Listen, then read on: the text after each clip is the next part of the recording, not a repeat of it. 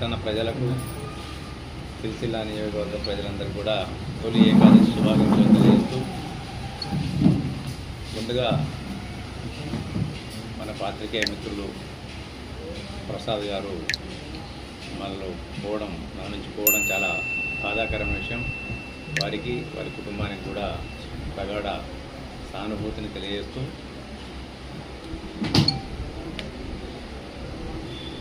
నిన్న స్థానిక శాసనసభ్యులు మాజీ మంత్రివర్యులు ఆయన బొందలు మర్చిపోయినట్టున్నాడు.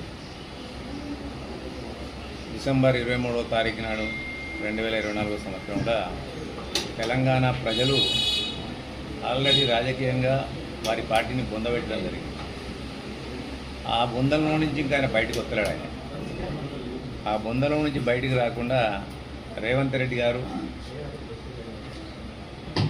వచ్చే ఎలక్షన్లో మేము 100 సీట్లు గెలుస్తామంటే ఆయన అవాకులు చవాకులు గెలుస్తాం. అధికారం కోల్పోయిన తర్వాత మతి భ్రమించిందని మేము చాలాసార్లు చెప్పాం. ఇప్పటికైనా మెంటల్ హాస్పిటల్కి వచ్చి చూపించుకోమని కూడా వారికి విజ్ఞప్తి చేస్తున్నాం. కూట్ల రాయి తీసినోడు కదా ఏట్ల రాయి తీసినట్టు వాళ్ళ మధ్యలోనే 4 స్తంభాల ఆట నడుస్తుంది. వాళ్ళ నాయన్నేమో లేవలేకున్నా ఫామ్ హౌస్లో పడి నేనే అంటాడు ఆయన. వాళ్ళ చెల్లెనేమో నేనంటుంది. ఈయననేమో నేనే ఈ పార్టీకి నేనే మునగాన్ని నేనే లీడర్ని ఆయన చెప్తే వాళ్ళ చెల్లెనేమో నువ్వే మునగాని రాబోయే నేను రికగ్నైజ్ చేయని చెప్పి ఆమె చెప్తాను. హరీష్ రావు వీళ్ళ ముగ్గునిగా అని చెప్పి కాళ్ళు బట్టి మట్టలు కూడా వేసే రకంగా ఆయన వీళ్ళు ముగ్గురు ఎవరు నేనే వీళ్ళందరూ ముగ్గురు కోన్ తీసుకోగలరు మొత్తం పార్టీ అంతా నాదే అని చెప్పి ఆయన వ్యవహారం ఉంది.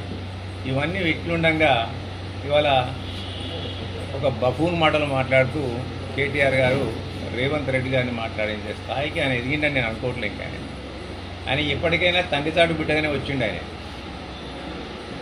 ఆయన ఎప్పుడు కూడా ఏ ఉద్యమానికి కానీ తెలంగాణ రాజకీయాలకు కానీ ఆయనకి ఎప్పుడు కూడా సంబంధం లేదు. ఇవాళ తండ్రి చాటు బిడ్డగా వచ్చిన సంగతి తెలంగాణ ప్రజానికానికి అందరికీ కూడా తెలిసి ఇవాళ కేవలం ఆయన ఉనికిని కాపాడుకోవడం కొరకు పెద్ద వాళ్ళ మీద అబాండాలు వేస్తే నాకు పెద్ద పేపర్లలో హైలైట్లలో వస్తుందని చెప్పి ఆయన అనుకుంటాండి.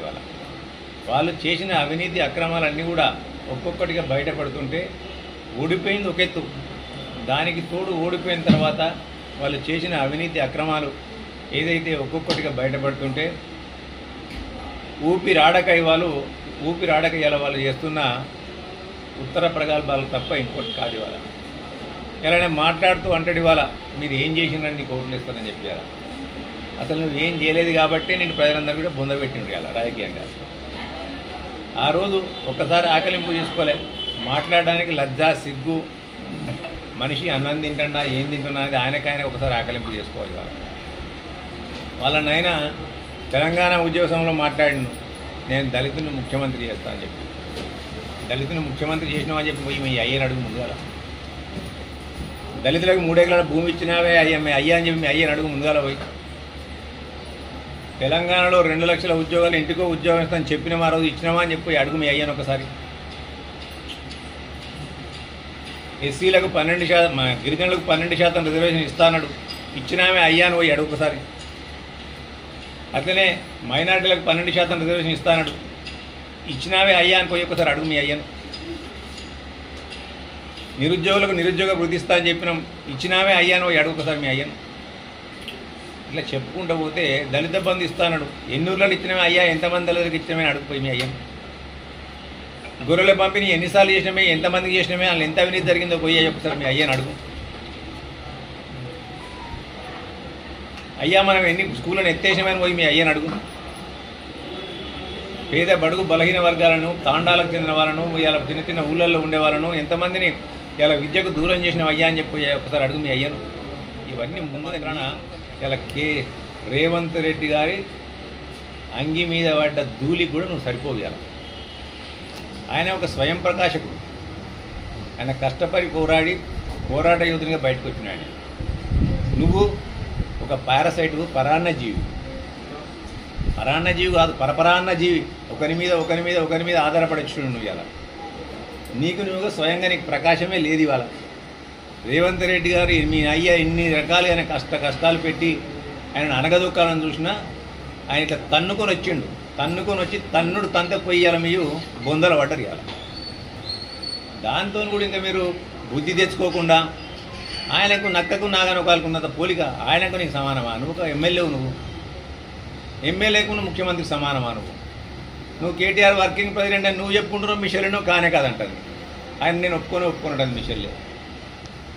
మీ నాయన దాని మీద సపోర్ట్ చేయడియాల. మీ దానిలో మీకు ఉన్న పంచాయతీలను తెంపుకోవడానికి ఒక ముఖ్య నాయకుని పైన అభండాలు వేస్తే ఇవన్నీ కూడా పక్క జరుగుతాయి. తప్పుదారి పట్టించేది ఒక డైవర్షన్ పాలిటిక్స్లో చేస్తున్న భాగం తప్ప నీకు అనుకోటి మెదడు దెబ్బతిని ఓడిపోయిన తర్వాత రేవంత్ రెడ్డి గారు అనేది ఏంది?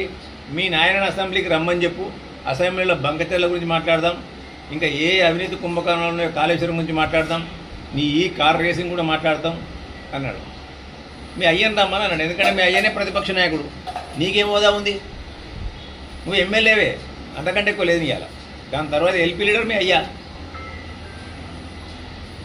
మీ అయ్య వచ్చి మాట్లాడితే మంచిగా ఉంటుంది. నువ్వు తాడు కాదు, బొంగరం కాదు. ఇప్పటికైనా కేటీఆర్ గారికి నేను విజ్ఞప్తి చేసేందంటే, నీ స్థాయిని మరిచి మాట్లాడకు. వాళ్ళు నీ స్థాయి ఏందో తెలంగాణ ప్రజలు చూపించాం. నీ రాజకీయ బతికేందో తెలంగాణ ప్రజలకు తెలిసిపోయింది అలా.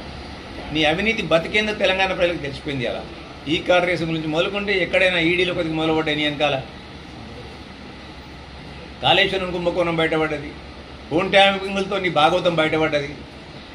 ఏదైతే నీవు అని నమ్ముకున్నావో, నమ్ముకొని నీ వాళ్ళని నువ్వు ఇలా ఫోన్ ట్యాపింగ్లో పెట్టినావో, ఆ నీ వాళ్ళే ఒక్కొక్కరు ఇలా నీ బండారం అంతా కూడా బయటపెడతాను, నీ లీలలన్నీ కూడా బయటపెడతాను.